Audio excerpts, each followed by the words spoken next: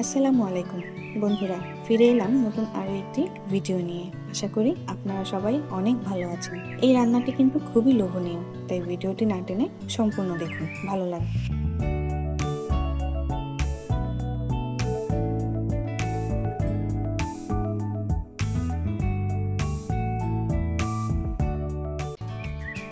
শুরুতেই আমি এখানে আমার প্রয়োজন মতো কিছু গরুর মাংস নিয়ে নিয়েছি, সাথে নিয়েছি পুঁই শাক ও মিষ্টি কুমড়া। চাইলেই এর পরিমাণটা আপনারা আপনাদের মতো কম বেশি করে নিয়ে নিতে পারেন। এরপর মিষ্টি কুমড়ো ও পুঁই শাকটা আমি কেটে সুন্দর করে ধুয়ে নেব। এখানে গরুর মাংসটা আমি ছোট ছোট পিস করে কেটে নিয়েছি, সাথে 1.5 চামচ পরিমাণ ধনিয়া বাটা, 1 চামচ পরিমাণ আদা রসুন বাটা, 2 চামচ পরিমাণ জিরা বাটা, কেটে নিয়েছি কাঁচামরিচ, আর কেটে নিয়েছি পেঁয়াজ।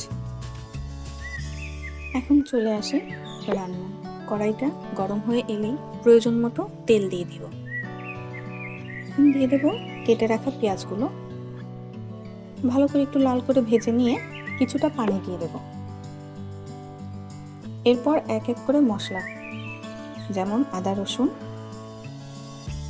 জিরা ও ধনিয়া পেস্ট,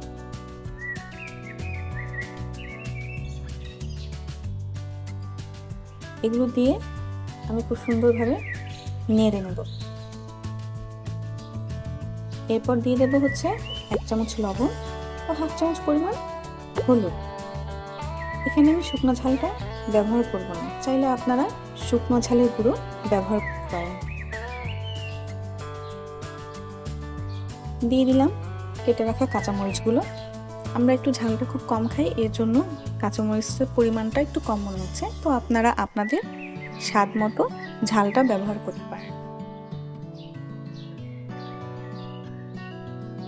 আমি একটু নেড়ে চেড়ে একটু ঢেকে দেব মাংসটা ভালো করে কষানোর জন্য।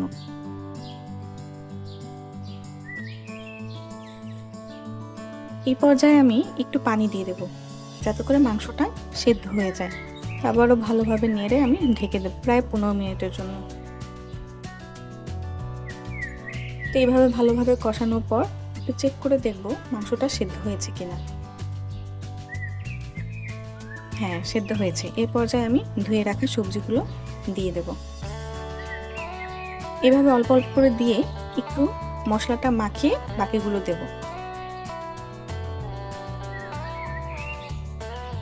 এরপর ঢেকে দেব।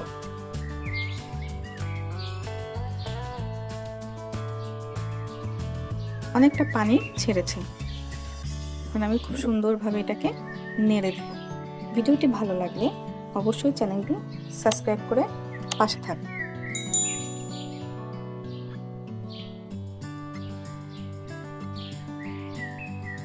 আর রান্নাটি দেখতে কেমন হয়েছে অবশ্যই কমেন্ট করে জানাবেন। খেতে কিন্তু দারুণ। যারা এর আগে এই রান্নাটি খেয়েছেন তারা তো খেয়েছেন, আর যারা খাননি আমি বলবো একটা বার আপনারা এইভাবে রান্না করুন। কি যে লোভনীয় খেতে, না খেলে আপনি বুঝতেই পারবেন না। এই পর্যায়ে আমার রান্নাটা হয়ে এসেছে, পানিটাও শুকিয়ে গেছে, একটু মশলাটা মাখা মাখা থাকলে খেতে ভালো লাগে। তো আমার রান্নাটি হয়ে গেছে, এখন আমি এটাকে নামিয়ে নেব। দেখা হবে পরবর্তী ভিডিওতে নতুন কোনো রেসিপি নিয়ে। সে পর্যন্ত ভালো থাকুন। আল্লাহ হাফেজ।